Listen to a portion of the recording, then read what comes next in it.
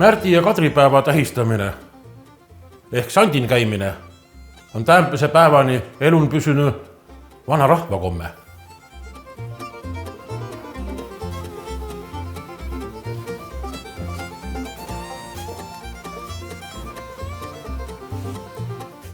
Märdipäeva tähistades 10. engekupäeval ja Kadripäeva 25. engekupäeval.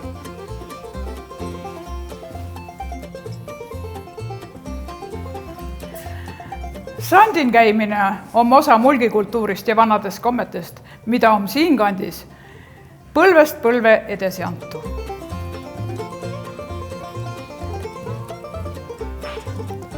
Alliste ja Karksi kant on ollu aasta aiga kange rahvakultuuri hoidja ja siipärast on sandin käimine siiamaani moodun.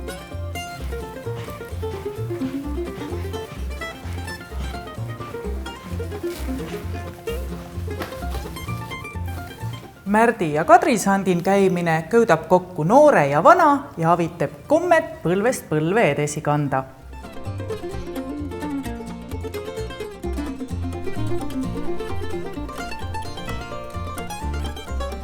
Mulgis olemine on medeinimeste jaoks tähtis ja sandin käien saame tarvita oma kiilt, rahvarõivit ja vanu laule.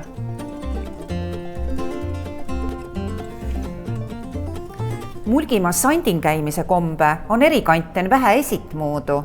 Allisten ja Karksin on väigetähtsa rahvalaulu ja rahvatantsu.